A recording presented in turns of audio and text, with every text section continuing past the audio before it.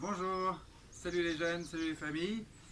Aujourd'hui on se retrouve dans le cabanon puisqu'on est en télétravail.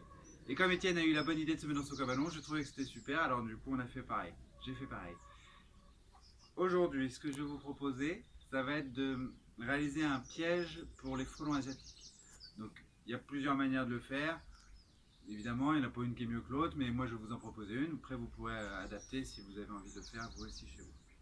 Donc pour faire ce piège à la frelon asiatique, moi j'ai besoin de 3 bouteilles en plastique, un peu de fil de fer, une perceuse avec 2 mèches, j'ai pris une mèche de 4 et une mèche de 5, un peu de miel, un peu de sirop de cassis pour la gourmandise, du vin blanc, on verra tout à l'heure pourquoi, c'est important, une pince à découper, une pince à couper pardon, pour le fil de fer, un couteau, un ciseau, ce sera pour découper les bouteilles, une pince pour pouvoir travailler le fil de fer et un rouleau de scotch. Avec tout ça, normalement on a tout ce qu'il faut. Donc première étape pour le piège, je vais commencer par retirer le bouchon plastique de la bouteille. Donc on commence par couper la partie haute de la bouteille avec, alors moi j'utilise le couteau, il faut faire attention à pas se blesser, à pas se couper surtout. On essaie de couper à peu près droit sur les rainures.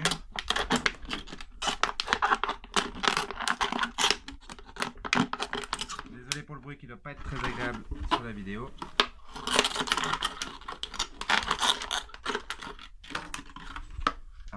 Cette partie haute viendra donc à l'intérieur du piège pour faire l'entrée. Un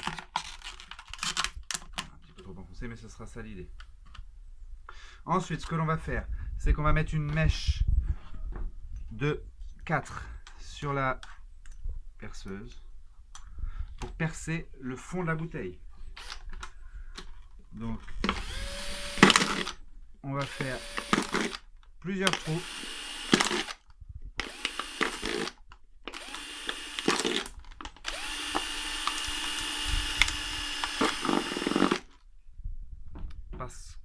Et je vous expliquerai ensuite pourquoi.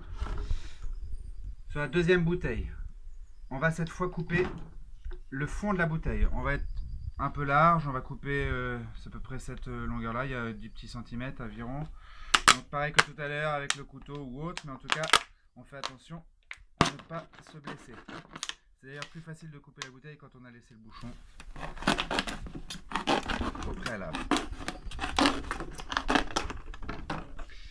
Et cette partie viendra donc en dessous.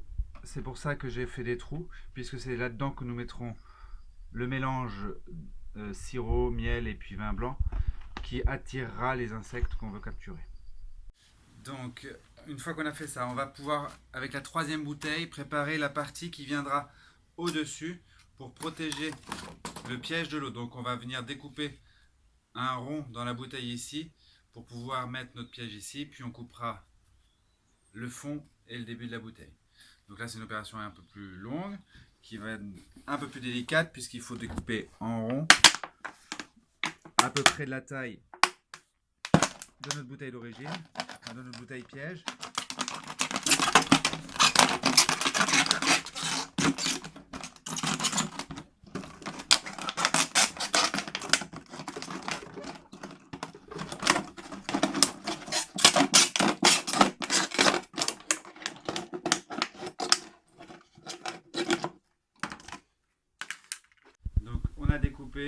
J'ai découpé pour mettre le piège à l'intérieur. On va le faire rentrer comme ça.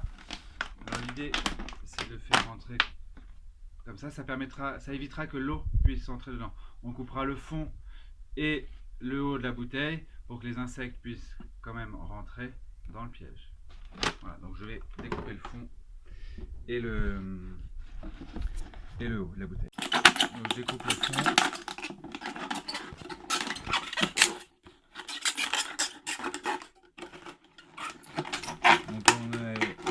Vraiment prudent pour ne pas se couper ou se blesser. Voilà pour le bas. Hop, pour le haut, je mets un petit coup de perceuse. C'est plus facile pour rentrer la lame et faire la découpe.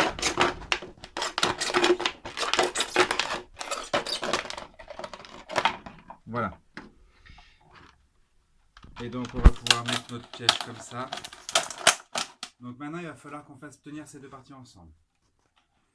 Donc je vais venir faire un trou dans les trois épaisseurs de bouteilles qui sont ici et pareil en face dans les trois épaisseurs pour pouvoir venir mettre un lien qui en plus permettra d'avoir une anse qui nous permettra de l'accrocher là où on veut le positionner.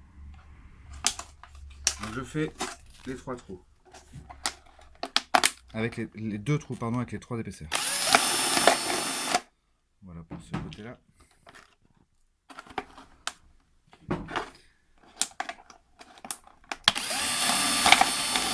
Et voilà pour ce côté-là.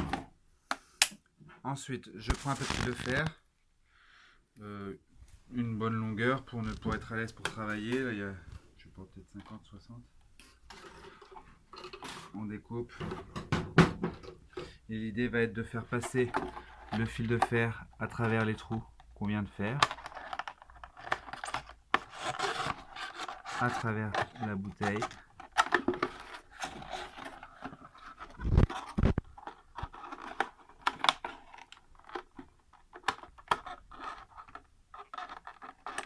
Un peu de précision.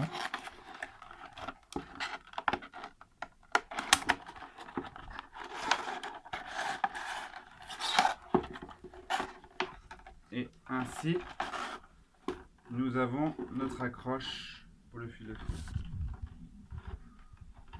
Avec le fil de fer.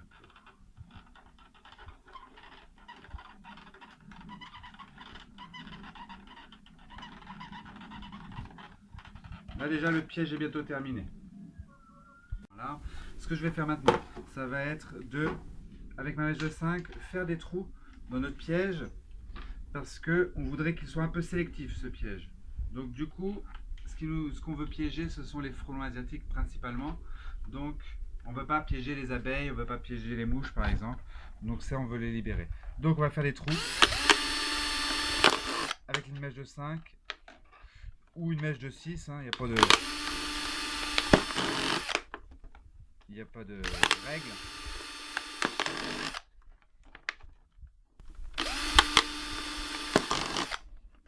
J'en fais à différentes hauteurs pour laisser une chance à ces petits insectes de ressortir.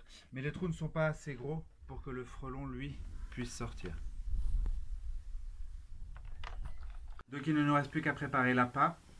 On va mettre du sirop de cassis, sans marque, dans le fond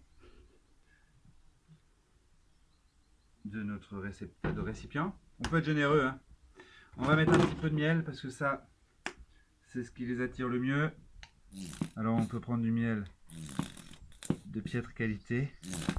Et enfin, c'est là une partie importante, on va mettre un peu de vin blanc. Parce que les abeilles, elles, détestent l'alcool. Donc du coup, on est sûr que les abeilles ne viendront pas. Et par contre, les frelons, eux, ça ne les dérange pas. Donc, eux continueront à être attirés malgré la présence de l'alcool. Et du coup, ça devrait nous permettre d'éviter de piéger des abeilles qui sont précieuses. Donc, on met une petite quantité de vin blanc. Une bonne quantité de vin blanc. Et là, je pense le sucre. Ça sent l'alcool aussi, donc ça c'est idéal parce que comme ça permettra de ne pas piéger les abeilles. C'est important. Donc ensuite, il ne nous reste plus qu'à venir positionner notre piège dessus. Donc grâce au trou qu'on avait fait au début, l'odeur arrivera dans le piège. Donc il nous faut le positionner le mieux possible. Et on va venir le fixer avec du scotch tout simplement.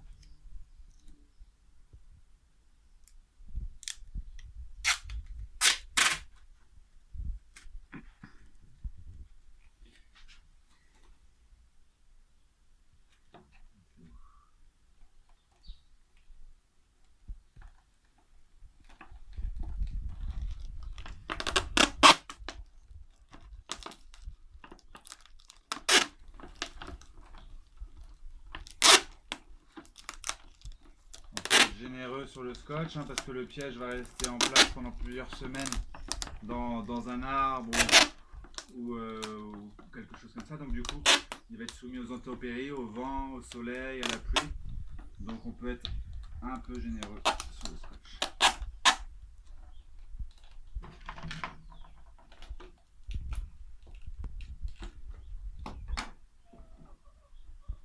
Et voilà, notre piège est terminé, on va pouvoir l'installer près d'un endroit où les pollinisateurs ont l'habitude de venir. Comme ça on est sûr qu'ils sont dans les parages. Et normalement, avec l'alcool, on est quasiment sûr qu'il n'y aura aucune abeille dedans. Donc maintenant, si vous voulez essayer de réaliser chez vous un comme ça ou comme un comme d'une autre manière, c'est comme vous voulez. On vous lance le défi. Les collègues, je vous lance le défi aussi. Et puis on verra lesquels sont les plus efficaces. Vous pouvez nous envoyer les jeunes des photos ou des vidéos de vous en train de faire ce piège. Et on verra si vous êtes d'accord pour les partager avec les autres jeunes. À la prochaine!